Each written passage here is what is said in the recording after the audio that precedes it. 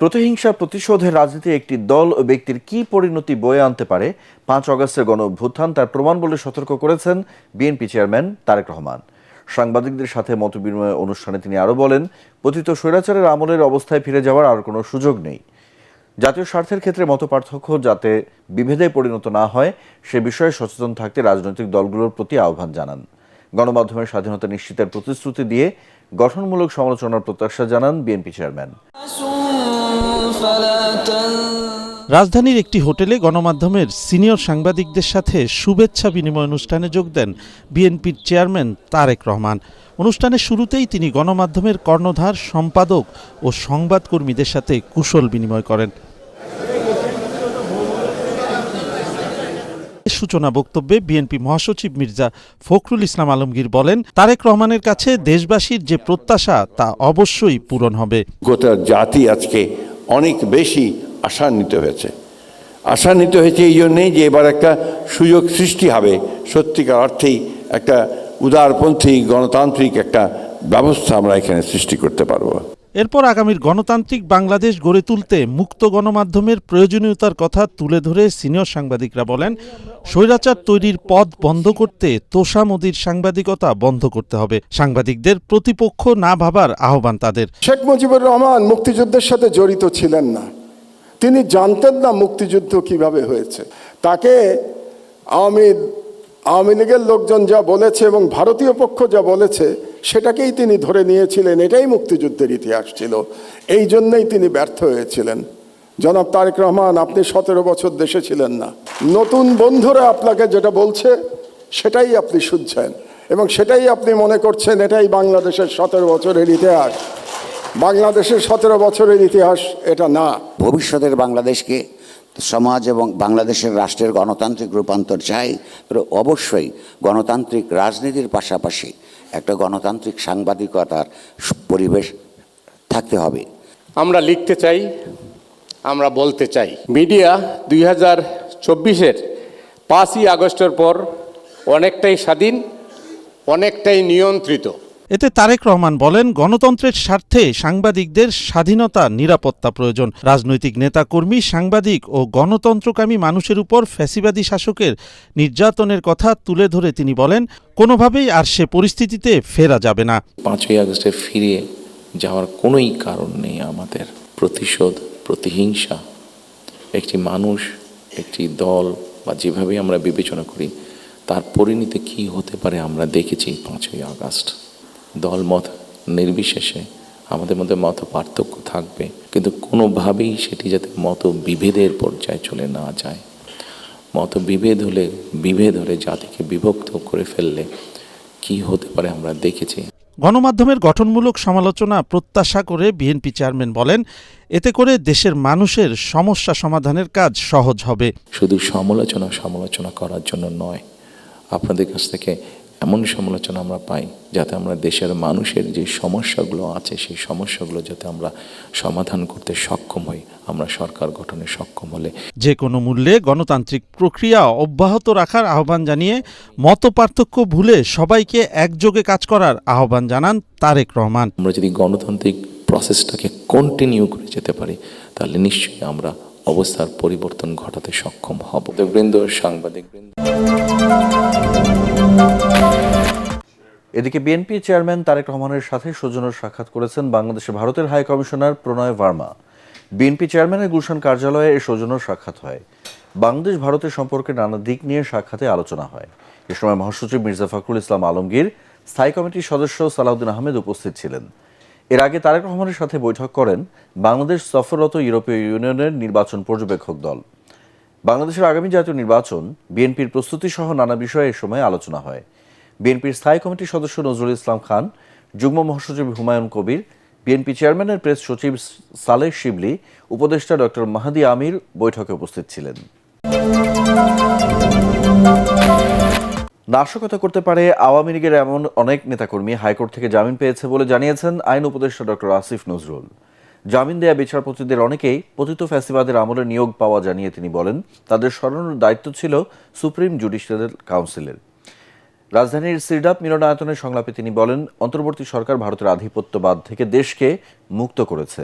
এ সময় মব সংস্কৃতি থেকে বেরিয়ে অংশগ্রহণমূলক রাজনৈতিক ও সামাজিক পরিবেশ নিশ্চিত করার দাবি জানান বক্তারা। জাতীয় সংসদ নির্বাচনের আগে নিরাপত্তা, নাগরিক প্রত্যাশা ও আকাঙ্ক্ষার বিষয়টি উঠে আসছে নানা ফোরামের আলোচনায়। এমন পরিস্থিতিতে রাজনৈতিক দল, মানবাধিকার এবং মত প্রকাশের স্বাধীনতা শীর্ষক নীতি সংলাপের আয়োজন করে centre for governance studies (CGS). সংলাপে অংশ নেন রাজনৈতিক দলের নেতৃবৃন্দ, গণমাধ্যম কর্মী, আইনজীবী, মানবাধিকার কর্মী সহ সুধীজনেরা। আলোচনায় উঠে আসে জাতীয় নির্বাচনকে ঘিরে জননিরাপত্তা, আইন শৃঙ্খলা পরিস্থিতি নিয়ে উদ্বেগ, চ্যালেঞ্জ, সরকারের প্রস্তুতির বিভিন্ন দিক। সংলাপে প্রতিবেশী দেশের আধিপত্যবাদ মোকাবেলায় অন্তর্বর্তী সরকারের সাফল্যের কথা তুলে ধরেন আইন উপদেষ্টা আসিফ নজরুল। আমাদের যে 20,000-এরও বেশি হয়রানিমূলক মামলা, যেখানে প্রায় 5 লক্ষ আসামি ছিল বিরোধী দলের ভিন্ন মতের মানুষের, সেই মামলা প্রত্যাহার হয়েছে 20,000-এরও বেশি। এগুলি কি কোনো সাফল্য না? সংলাপে হয়রানিমূলক মামলা নিষ্পত্তিতে সরকারের কার্যকরী উদ্যোগের কথা জানান আইন উপদেষ্টা। এ সময় আওয়ামী লীগের নেতাকর্মীদের জামিন নিয়েও কথা বলেন তিনি। জুলাই ঘটনাতে গ্রেফতারকৃত যারা, তাদের মধ্যে কিছু কিছু জামিন অবশ্যই মানুষ পেতে পারে, কিন্তু কিছু কিছু ক্ষেত্রে আওয়ামী লীগের সন্ত্রাসী কর্মকাণ্ড করতে পারে এই ধরনের লোকটা জামিন পেয়েছে। এই জামিনের 90% হয়েছে হাইকোর্ট থেকে। জামিন দেওয়ার ক্ষেত্রে যদি কোনো ভুল থাকে, সেটা বিচারকের দোষ। এই বিচারকদের অনেকেই আওয়ামী লীগ ফ্যাসিস্ট আমলে নিয়োগ পাওয়া, তাদেরকে সরানোর দায়িত্ব ছিল প্রধান বিচারপতির অধীনে সুপ্রিম জুডিশিয়াল কাউন্সিলের। সংলাপে দমন নীতি থেকে বেরিয়ে মানবাধিকার প্রতিষ্ঠায় রাজনৈতিক দলগুলোকে এগিয়ে আসার আহ্বান জানান মানবাধিকার কর্মীরা। যেই পুলিশ আর যেই ম্যাজিস্ট্রেট আপনাদের কথায় চলে এবং তারা যখন অন্যায় আদেশগুলো দেয়, জামিন নাকচ করে, রিমান্ডের অর্ডার দেয় অন্যায়ভাবে, কখনো কখনো তো ন্যায়ভাবে অবশ্যই হয়, তাদের বিরুদ্ধে কি আপনারা ব্যবস্থা নেবেন? যদি রাজনৈতিক দলগুলো আমাদের স্বাধীনতার মূল মন্ত্র সকল মানুষের সমান অধিকার, এই বিষয়গুলো যদি তারা অন্তর্ভুক্ত করতে পারে এবং ধারণ করতে পারে, চর্চা করতে পারে, তাহলে বাকি সবকিছু কিন্তু নীতি চলে আসবে। বক্তারা বলেন, যে কোনো মূল্যে মব সংস্কৃতি থেকে বেরিয়ে মত প্রকাশের স্বাধীনতা ও মানবাধিকার নিশ্চিত করতে হবে। অন্তর্বর্তীকালীন সরকারের কাছে আমরা মানুষের প্রত্যাশা বেশি ছিল। প্রার্থিতা ফিরে পেতে আপিলের শুনানির প্রথম দিনের 70টি শুনানি শেষে জামায়াতের হামিদুর রহমান আজাদ ও স্বতন্ত্র প্রার্থী ডক্টর তাসলিম জারা সহ 52 জনের প্রার্থিতা বৈধ ঘোষণা করেছে নির্বাচন কমিশন। বাতিল করা হয়েছে 15টি মনোনয়ন।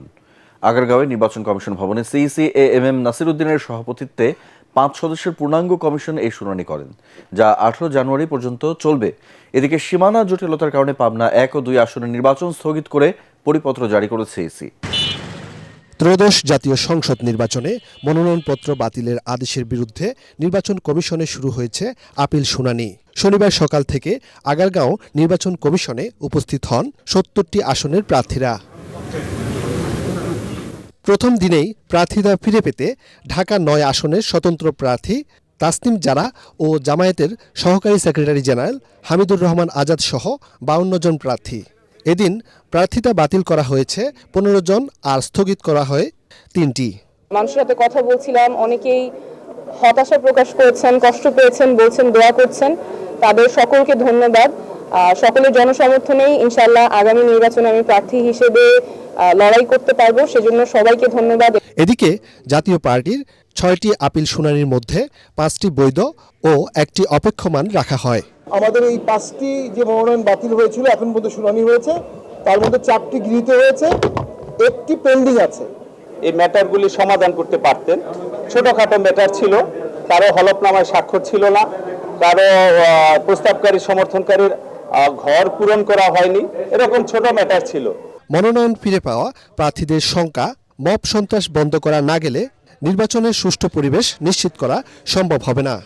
লেভেল প্লেইং ফিল্ড নিয়ে আমাদের মধ্যে আশঙ্কা রয়েছে, কারণ আপনারা জানেন একটি বড় দলের নেতা লন্ডন থেকে আসার পর নজিরবিহীন লেভেল প্লেইং ফিল্ড ভেঙে তাকে যেইভাবে করে নিরাপত্তা দেওয়া হচ্ছে, প্রোটোকল দেওয়া হচ্ছে, এটি একটি নজিরবিহীন ঘটনা। একই সাথে সাথে আমরা দেখতে পাচ্ছি দেশের বিভিন্ন জায়গায় বিএনপির বড় বড় প্রার্থী যারা ঋণ খেলাফি অবস্থায় আছে তাদেরটা বৈধ করে দেওয়া হচ্ছে।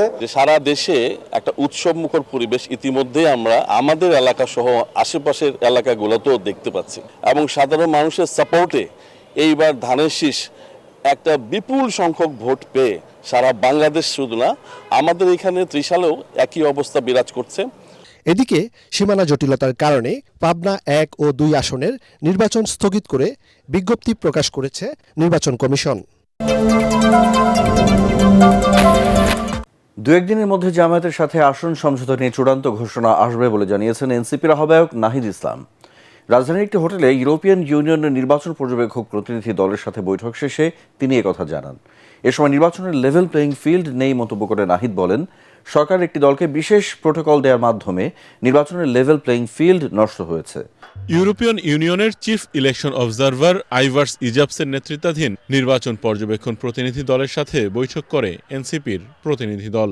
বৈঠকে আগামী নির্বাচন, লেভেল প্লেয়িং ফিল্ড, নির্বাচন কমিশন সহ নানা বিষয়ে আলোচনা করা হয়। বৈঠক শেষে ব্রিফিংয়ে এনসিপি আহ্বায়ক নাহিদ ইসলাম অভিযোগ করেন, সরকার একটি দলকে বিশেষ সুবিধা দেওয়ায় জনগণের কাছে ভিন্ন বার্তা যাচ্ছে। বিশেষ রাজনৈতিক দলকে সরকারিভাবে বিশেষ সুযোগ সুবিধা, বিশেষ প্রোটোকল দেওয়ার মাধ্যমে এক ধরনের সিগন্যালিং করা হচ্ছে এবং যেটা লেভেল প্লেয়িং ফিল্ডে বাধা তৈরি করতে পারে, এটার অসম অবস্থা তৈরি করতে পারে। কারণ প্রশাসনের বিভিন্ন স্তরে কিন্তু এটা এক ধরনের মেসেজ যায় যে সরকার কার পক্ষে আছে। দ্রুতই জামাতের সাথে আসন বন্টন সমঝোতার ঘোষণা আসবে বলে জানান এনসিপি আহ্বায়ক। আমাদের জামাত এবং এনসিপি জোট কিন্তু অনেকখানি এগিয়ে, যে আমরা অলরেডি গণভোটের প্রচারণা শুরু করে দিয়েছি। আমরা মাঠে ঘাটে মসজিদে সব জায়গায় গণভোটের পক্ষে কথা বলতেছি।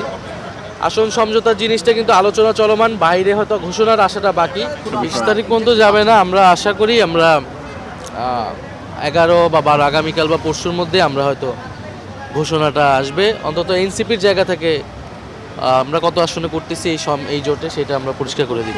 এ সময় অবাধ ও সুষ্ঠু নির্বাচন আয়োজনে ইসিকে আরও জোরালো ভূমিকা রাখার আহ্বান জানান নাহিদ ইসলাম। বর্তমান অর্থনৈতিক বাস্তবতায় বাংলাদেশ দেশি বিদেশি ঋণের ফাঁদে পড়তে যাচ্ছে বলে আশঙ্কা করছে সিপিডি। প্রতিষ্ঠানটির সম্মানিত ফেলো অর্থনীতিবিদ ডক্টর মুস্তাফিজুর রহমান বলেন, এমন পরিস্থিতি এড়াতে রাজস্ব আয় বাড়ানোর কোনো বিকল্প নেই। এ সময় সিপিডি নির্বাহী পরিচালক ডক্টর ফাহমিদা খাতুন বলেন, ভঙ্গুর ব্যাংকিং ব্যবস্থা, উচ্চ মূল্যস্ফীতি ও বিনিয়োগ ঘাটতি নতুন সরকারের জন্য বড় চ্যালেঞ্জ হতে পারে। বাংলাদেশের অর্থনীতি 2025-26 নির্বাচনী বাঁকে বহুমাত্রিক ঝুঁকি বিষয়ে এই পর্যালোচনা সভার আয়োজন করে বেসরকারি গবেষণা প্রতিষ্ঠান Centre for Policy Dialogue CPD, যেটা কিনা গত অর্থবছর। এতে মূল প্রবন্ধ উপস্থাপন করেন প্রতিষ্ঠানের নির্বাহী পরিচালক অর্থনীতিবিদ ডক্টর ফাহমিদা খাতুন।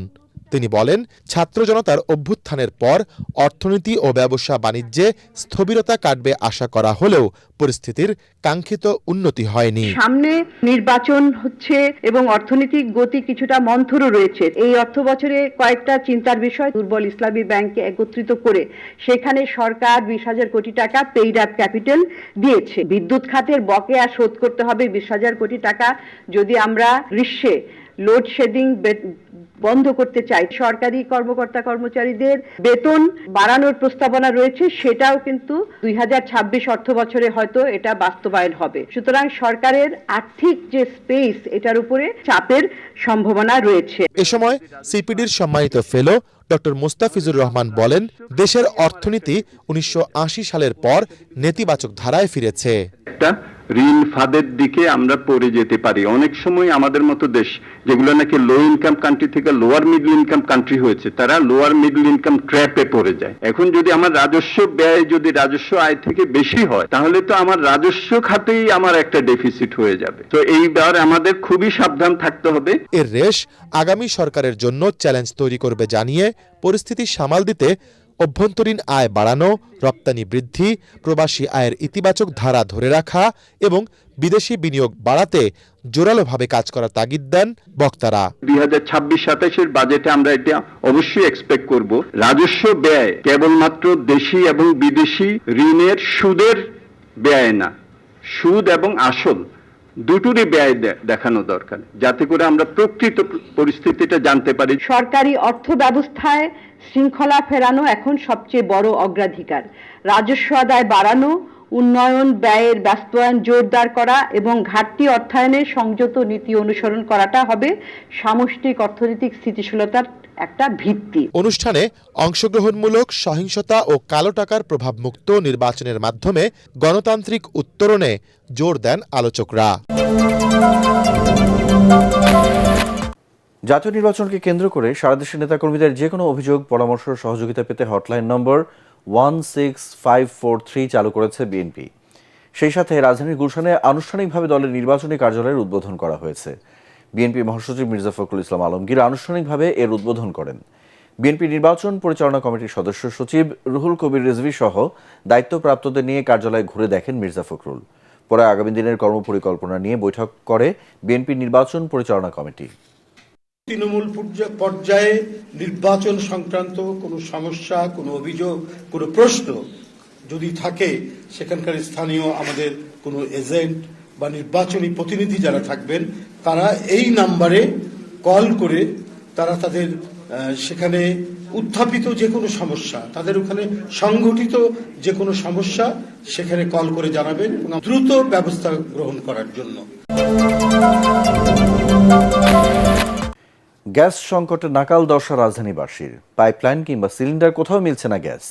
সংকট কাটাতে ভোক্তা অধিকার কিংবা আইন প্রয়োগকারী সংস্থার অভিযানের কোনো প্রভাব নেই বাজারে। বাধ্য হয়ে বেশি দামে সিলিন্ডার গ্যাস কিনছেন গ্রাহকরা। ক্যাব সভাপতি বলছেন, কারসাজি করে ভোক্তাদের হয়রানি করছে অসাধু ব্যবসায়ীরা। এদিকে বাংলাদেশ গ্যাস সিলিন্ডার সমবায় সমিতির ধর্মঘট প্রত্যাহারের পরও বন্ধ অধিকাংশ দোকান। রাজধানীর খিলগাঁয়ের নবীনবাগ এলাকার বাসিন্দা মোর্শেদা বেগম। একদিকে বাসায় নেই আবাসিক পাইপলাইনের সংযোগ, অন্যদিকে গত 2 দিন ধরে মিলছে না সিলিন্ডার গ্যাস। পরিবারের মুখে খাবার দিতে বাধ্য হয়েই ব্যবহার করছেন ইলেকট্রিক চুলা। আমরা এই যে ঠিকমতো খাবার দিতে পারছি না, আমাদের এই গ্যাস নাই, ইলেকট্রিক চুলা, আমাদের খরচ বেশি হচ্ছে, এরকম সমস্যা হইতেছে। এখন আমরা গ্যাসের দামটা একটু কমাই দিলে ভালো হয়, আমরা সবসময় যাতে পাই। একই অবস্থা তার প্রতিবেশীর। বাসায় পাইপলাইনের সংযোগ থাকলেও গ্যাস যেন সোনার হরিণ। এটিএন বাংলাকে তুলে ধরেন দুর্দশার কথা। মানে পাইতাম একটু একটু, এখন এবার আবার শীতের ভিতরে অতিরিক্ত মাত্রা গ্যাস পাওয়াই যায় না। রান্না বান্না আপনার সকালে 4টা বাজে উঠি, ভোর 7টা বাজে তখন রান্না করি। আমাদের সরকারের কাছে চাওয়া তো আমাদের গ্যাসটা আমরা ঠিক মতো পাইলে দেখা যায় আমাদের জন্য ভালো হবে।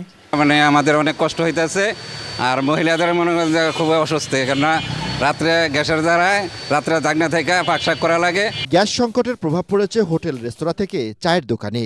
অনেকেই গ্যাসের চুলাকেই বানিয়েছেন কাঠের চুলা।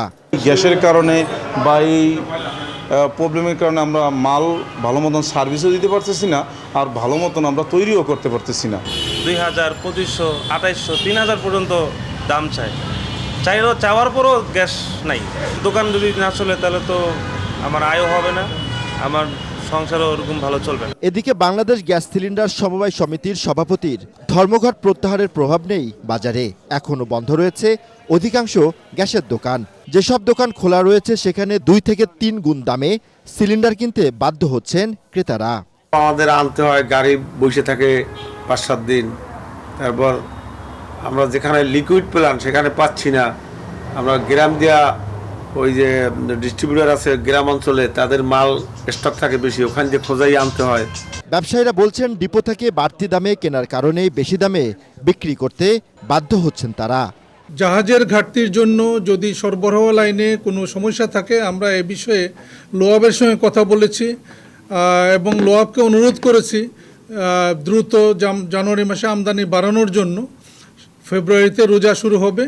এই সংকট আশা করতেছি এই মাসের 2য় সপ্তাহের মধ্যে কেটে যাবে। এদিকে চলতি সপ্তাহে গ্যাস সংকট কেটে যাবে বলে জানান Bangladesh energy regulatory commission, BERC।